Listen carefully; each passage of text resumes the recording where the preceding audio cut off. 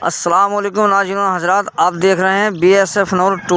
नाज़रीन हज़रात, आज आप इस वीडियो में एक बहुत ही खूबसूरत और सबक आमेज़ कहानी सुनेंगे जिसका उन्वान है जंगल में अकेली लड़की।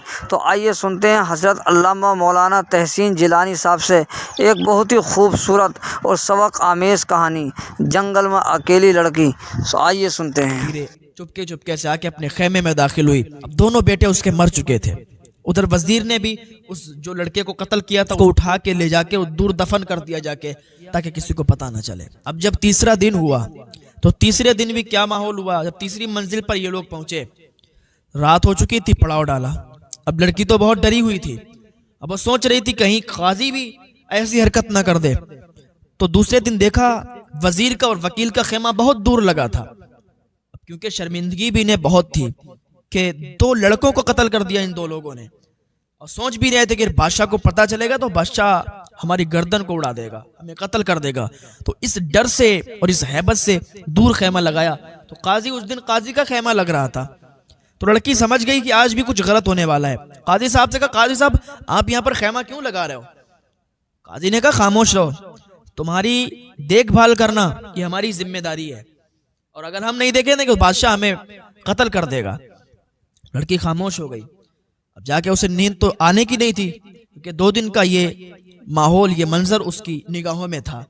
जब आधी रात से भी ज्यादा रात गुजर गई तो लड़की इधर सो नहीं रही थी, बैठी हुई थी अफसोस में कि 2 बेटों को गवा चुकी हूं, 2 बेटों को कत्ल कर दिया गया है।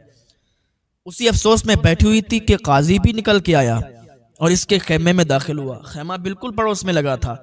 इसके खेमे से निकल के और उसी लड़की के खेमे में दाखिल हुआ। और काजी आज बहुत नशे में था।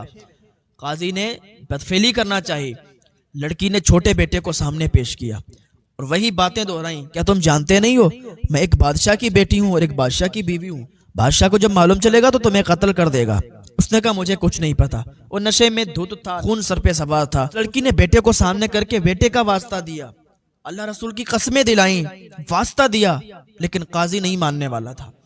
काजी ने भी तलवार निकाली और छोटे बेटे को भी कत्ल कर दिया। लड़की ने कहा, मुझे इजाजत दो, मैं पाक हूं, मैं वजू से हूं, मुझे थोड़ी इजाजत दे दो अल्लाह के वास्ते। जब इतना कहा तो उसने कहा, ठीक है तुम्हें इजाजत है। जैसे ही वो बाहर निकली, फिर उसी दिन की तरह वो जंगल में भाग गई। काजी उसके पीछे पीछे, लेकिन काजी ने उसे पकड़ नहीं पाया। वो जाके एक जगह छुप गई। यहां तक के सुबह हो गई फिर, और इधर इसने जो लड़का कत्ल हो गया था, जिसको कत्ल कर दिया था, उसे उठा के और उसे दफन कर दिया जाके। अब 3 दिन हो गए थे। लड़की अब दोबारा खेमे में नहीं गई। लड़की ने सोचा, अब मेरे 3 बेटे मर गए और 3 बेटे इन्होंने कत्ल कर दिए हैं। अब आगे क्या होने वाला है मेरे साथ, मुझे कुछ खबर नहीं। पाक दामन लड़की थी, अल्लाह रसूल से डरने वाली थी, सीरत फातिमा को अपनाने वाली थी, पाक दामन थी। सोचने लगी कि अब मैं अपनी जान दे दूंगी, अब मैं जिंदा नहीं रह सकती, अब मैं मुंह क्या दिखाऊंगी किसी को। 3 बेटों को कत्ल करवा दिया, 3 बेटे कत्ल हो गए। इसी अफसोस में वो जंगल में निकल गई और पहुंचते पहुंचते एक दरिया के किनारे पहुंची और उसी दरिया में उसने छलांग लगा दी। उसी दरिया में कूद गई और जब उस दरिया में वो कूदी, छलांग लगाई, तो बहते बहते एक दूसरे गांव की तरफ वो निकली, जो उसके बाप की सल्तनत में गांव आता था। उस बादशाह की सल्तनत में गांव आता था कि जो बेटियों को पसंद नहीं करता था, जिसकी ये बेटी थी और ये बहुत दुख की मारी थी, बहुत सताई हुई थी। तो वहां 6 भाई थे जो कि फकीर थे, गरीब थे, भीख मांगने वाले थे। वो मछलियां पकड़ने आए थे। उन्होंने जाल डाला हुआ था, जाल में ये लड़की फंस गई। लड़की फंस गई तो वो लोग जल्दी से इस लड़की को निकाला। अब चूंकि खूबसूरत तो इतनी थी कि उस शहर में उसके जैसा खूबसूरत कोई नहीं था। अब 6 भाई थे, उन्हें तो नहीं पता ना ये किसकी बेटी है, कहाँ से आई है। खूबसूरत बहुत थी। 6 में से कहने लगा कि इससे मैं निकाह करूंगा, दूसरा कहने लगा इससे मैं शादी करूंगा, तीसरा कहने लगा मैं करूंगा। इसी तरीके 6 भाई आपस में लड़ने लगे। तो जो बड़ा था उसने कहा, सुनो, अब अपने वालिद साहब के पास ले चलते हैं, हमारे अब्बा जो फैसला करेंगे उसको हम लोग तस्लीम करेंगे। तो 6 भाई उस लड़की को लेके अपने वालिद साहब के पास आए थे। वो बहुत अक्लमंद आदमी था। 6 भाइयों को बिठाया। 6 भाइयों ने बताया कि एक लड़की हम लोगों को मिली, उसकी हमने जान बचाई, तो हम चाहते हैं कि हम निकाह कर लें। दूसरा चाहता है कि वो निकाह कर ले। आप हुक्म फरमाएं, आप फैसला करें कि हम लोग क्या करें। तो उनके वालिद साहब ने कहा, सुनो, ये लड़की अकेली है, तुम 6 लोग हो, तो बहुत ही बेहतर रहेगा कि तुम इस लड़की को अपनी बहन तस्लीम कर लो। तुम लोग इसकी अच्छी से देखभाल करो, अच्छी से परवरिश करो, इसको अपनी बहन तस्लीम कर लो। तो लड़कों ने यह फैसला सुन के कहा ठीक है अब्बा हुजूर, जैसा आप हुक्म फरमाएं। यह भी एक बेहतर बात है कि हम इसको अपनी बहन मान लेते हैं। 6 भाई थे, फकीर थे, अपनी बहन उन्होंने तस्लीम कर लिया। और जैसे बहन की खिदमत करते हैं, जैसे बहन से बोलते हैं, उसी तरीके से वो उसके साथ वो लोग रहने लगे और उसकी बहुत इज्जत करते, उसकी बहुत देखभाल करते। तो एक दिन उसने कहा लड़की ने कि सुनो, इस मुल्क का जो बादशाह है उसको कहानी सुनने का बड़ा शौक है, उसको किस्से दास्तान सुनने का बड़ा शौक है। आप लोग जाओ और उनसे कहो जाके कि मेरी एक बहन है, वो किस्से कहानी बहुत अच्छा सुनाती है, वो दास्तान बहुत अच्छी सुनाती है, उसको आप मजदूरी पे रख लीजिए, वो आपको कहानियां सुनाया करेगी, आप उसके बदले में मजदूरी दे दिया करना। 6 भाई थे, उन्होंने कहा ये तो बहुत अच्छी बात है कि आप कहानी सुनाती हो और हम बादशाह के पास जाएंगे, जब बादशाह अगर इस चीज का शौकीन है तो वो जरूर आपको मजदूरी पर रख लेगा। 6 भाई गए बादशाह की दरबार में। उन्होंने जब इतनी बात कही, अपनी बहन की कही हुई, तो बादशाह ने कहा ठीक है, आप अपनी बहन को लाया करना, वो हमें कहानी सुनाएगी, अगर हमें अच्छी लगी तो हम उसके एवज आपको मजदूरी दिया करें। बात तय हो गई कि ठीक है। 6 भाई आए, बड़ा खुश थे।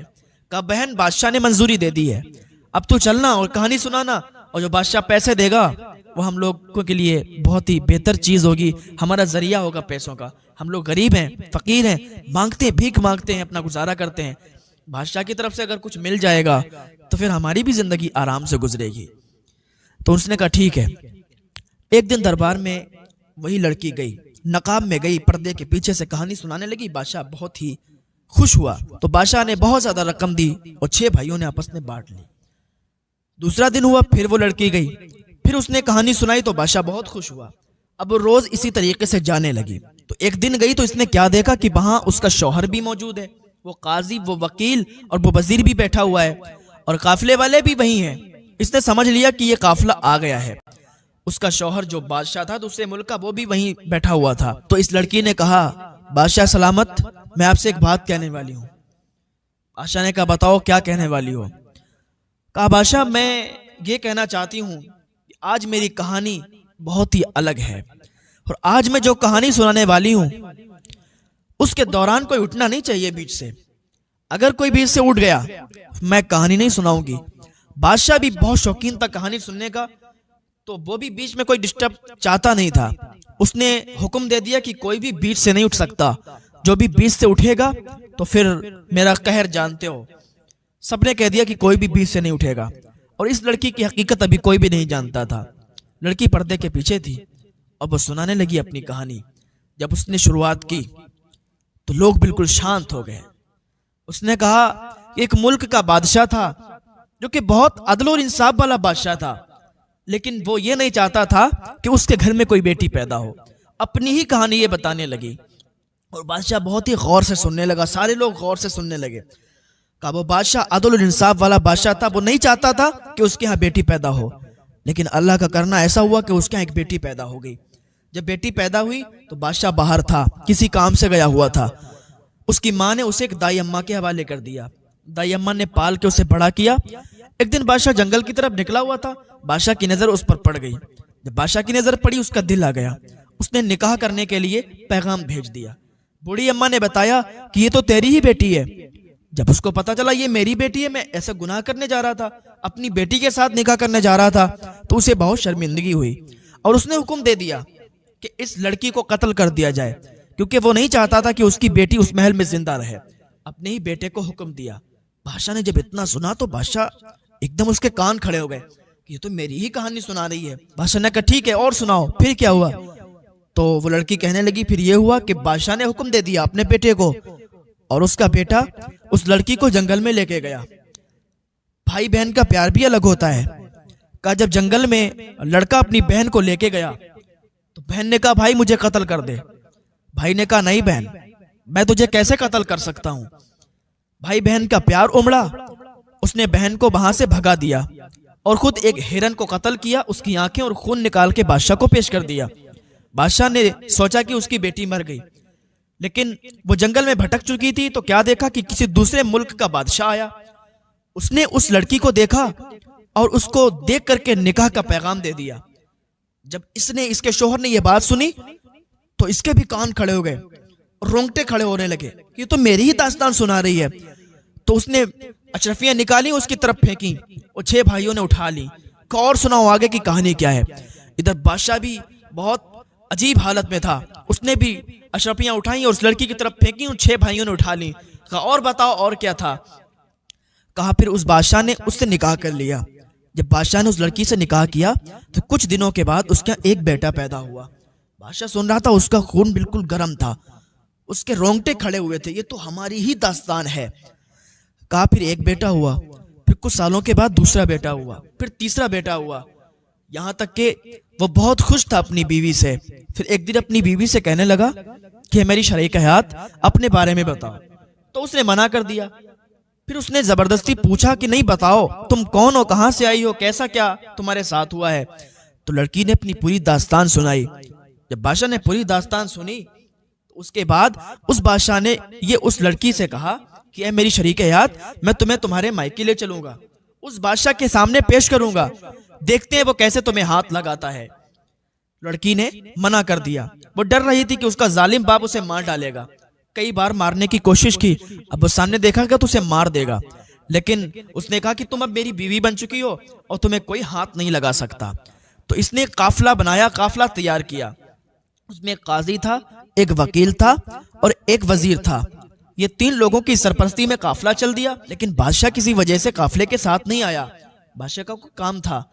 बादशाह ने कहा था ये तीनों की सरपरस्ती में ये काफिला जाएगा। तो उसकी बीवी ने कहा कि सुनो, आप मेरे साथ नहीं हो तो मुझे डर लग रहा है। बादशाह ने कहा तुम हमारी बीवी हो, तो उसको आसरा दिया, हौसला दिया। तो बीवी उन तीनों की सरपरस्ती में वो काफिले के साथ निकली। जब पहली मंजिल पर काफिला रुका और सबके खेमे तैयार हुए, तो वजीर ने अपना खेमा उसकी बेगम के खेमे के सामने लगाया, यानी उसी लड़की के खेमे के सामने लगाया। उसने बहुत मना किया। अब इधर वजीर ने जब इतना सुना तो इसका खून गरम, इसके रोंगटे खड़े कांपने लगा और इसने कहा बादशाह सलामत, मैं जा रहा हूं, थोड़ा मुझे हाजत है। बादशाह ने कहा बैठो यहाँ पे, अगर यहाँ से उठ के चले गए तो तुम्हारी गर्दन अभी उड़ा दूंगा। अब ये कहानी चल रही थी, सब बिल्कुल सन्नाटा था और वो लड़की कहानी सुना रही थी कि फिर क्या हुआ कि वहां पर वजीर ने जब अपना खेमा लगाया, आधी रात हुई तो वजीर उसकी खेमे के अंदर दाखिल हो गया। वजीर जैसे ही अंदर दाखिल हुआ, उसके सर पे खून सवार था। उसने एक बड़े बेटे को कत्ल कर दिया। क्योंकि लड़की पाक दामन थी, वो वहां से किसी बहाने से भाग निकली, जंगल में भाग गई। वो जंगल में ढूंढता रहा यहाँ तक कि सुबह हो गई और फिर वो वजीर वहां से चला गया। तो लड़की फिर अपने खेमे में आई, देखा तो उसका बेटा नहीं था, बड़ा बेचैन हुई। यह काफिला फिर चलने लगा और वहां कहने सुनने वाला कोई नहीं था।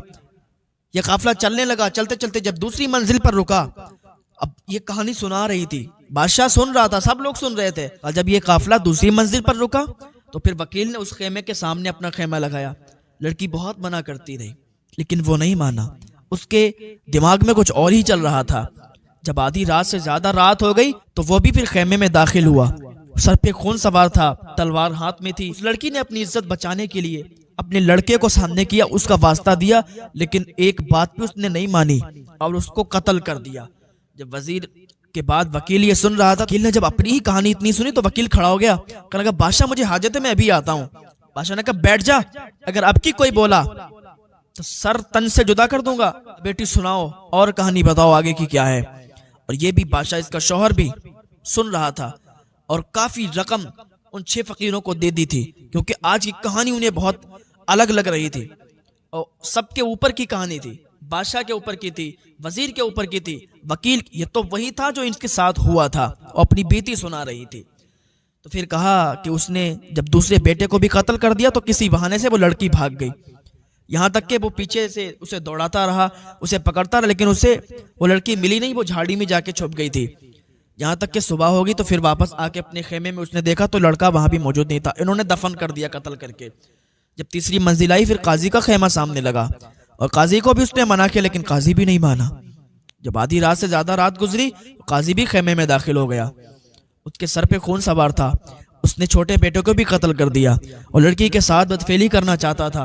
लड़की ने बहुत बताया कि वो बादशाह की बीवी है, लेकिन उसने एक ना मानी और बदफेली करना चाहता था। लड़की बचती बचाती वहां से भाग गई, जंगल में जाके छुप गई। वो उसको ढूंढता रहा यहाँ तक कि सुबह हो गई। फिर लड़की वापस खेमे में नहीं गई, फिर वो एक दरिया में कूद गई, दरिया में छलांग लगा दी। वो 6 फकीर थे और 6 फकीरों ने उसको निकाल लिया, उसको बचा लिया। जब उन 6 फकीरों ने सुना कि ये तो हमारी ही कहानी लग रही है, तो वो बहुत इत्मीनान से बैठ गए, उनके भी रोंगटे खड़े हो गए। का ये तो हमारी ही कहानी है। का उन 6 फकीरों के घर वो लड़की रहती रही और आज वही लड़की आज इस महल में आके और बादशाह के सामने, अपने शोहर के सामने वही अपनी बीती कहानी सुना रही है। जब इतना उसने कहा था तो अपने चेहरे से नकाब भी उठा दिया, पर्दा भी हटा दिया। कहा अब्बा देख लो, ये तुम्हारी ही बेटी है जिस पर इतने जुल्म हुए हैं। बादशाह की तरफ मुंह करके कहा कि देखो ये तुम्हारी ही बीवी है जिसके साथ इतना जुल्म हुआ है। आज अपनी ही बीती कहानी सुनाई है मैंने। बादशाह खड़ा हो गया और उसका बाप जो बादशाह था वो भी खड़ा हो गया। उसे भी अब शर्मिंदगी थी क्योंकि उसने अपनी बेटी पर बहुत जुल्म किए थे। उसे भी अपनी बेटी पर प्यार आ रहा था। जल्दी से आगे बढ़ा, अपनी बेटी को सीने से लगाया, कहा बेटी मुझे माफ कर दो, मैंने बहुत बड़ी गलती की, मुझे मालूम नहीं था कि बेटी की इज्जत क्या होती है। हाँ, बेटी से उसने माफी तलब की। फिर जो उसका शौहर था, बादशाह था, वो उसके करीब आया, उसने भी माफी मांगी कि मेरी बीवी मुझे माफ कर दो, मेरी शरीकियत मुझे माफ कर दो, मैंने तुम्हें अकेला भेजा, मुझे आना चाहिए था तुम्हारे साथ। अगर मैं तुम्हारे साथ होता तो ये कुछ भी घटना तुम्हारे साथ नहीं घटती और आज हमारे बेटे भी जिंदा होते। फिर उसने काजी, वकील और वजीर की तरफ आंख उठाकर देखा और कहा बताओ तुम्हें क्या सजा दी जाए। उस टाइम 2 सजाएं बहुत मशहूर थीं। तो एक सजा उनके लिए मुंतखब की गई। कई घोड़ों को एक मैदान में जमा किया गया। एक आदमी के लिए 8 घोड़ों को मुंतखब किया गया, 4 आगे और 4 पीछे। इसके 2 हाथों को बांधा गया रस्सी से और घोड़ों के पैरों में बांधा गया और इसके पैरों पे रस्सी डाली गई, इधर पीछे वाले घोड़ों के पैरों में बांधा गया और घोड़ों को तेज रफ्तार में दौड़ा दिया गया। इसके चिथड़े चिथड़े उड़ गए, वजीर के भी चिथड़े उड़ गए, वकील के भी और काजी के भी। इन तीनों को बहुत ही भयानक सजाएं दी गई। तो बस कहना इतना है कि जब तक अल्लाह ना चाहे किसी को मौत नहीं आ सकती। और बेटियों की इज्जत किया करें। अगर किसी के घर बेटियां पैदा हों तो उन्हें नहुसत ना समझें।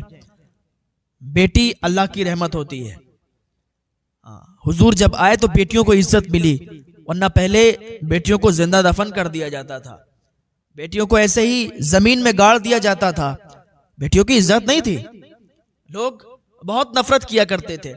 हुजूर आए तो बेटियों को इज्जत मिली। हाँ, बेटियों से नफरत ना किया करें, वो अल्लाह की रहमत होती है। जिसके यहाँ बेटियां होती हैं ना, उसके यहाँ अलग ही बरकत हुआ करती है। आज बेटों की विलादत होती है तो लोग बहुत धूमधाम से उसका हंगामा करते हैं। बेटी पैदा होती है तो अफसोस करते हैं। डूब के मर जाना चाहिए, डूब के मरने का मकाम है अगर कोई ऐसा सोचता है। बेटी को नहुसत अगर समझता है कोई। तो नाज़रीन हजरात, अभी आपने बहुत ही खूबसूरत और सबक आमेज कहानी समाप्त फरमाई जिसका उन्वान था जंगल में गई लड़की। नाज़रीन हजरात, आपको ये वीडियो कैसा लगा हमें कमेंट करके ज़रूर बताएं। नाज़रीन हज़रात, अगर आपको वीडियो पसंद आया हो तो हमारी वीडियो को लाइक करें। अगर आप हमारे चैनल पर नए हैं तो हमारे चैनल को सब्सक्राइब करना ना भूलें ताकि मज़ीद आने वाली वीडियो आपको आसानी से मिलते हैं नेक्स्ट वीडियो में। तब तक के लिए खुदा हाफिज़।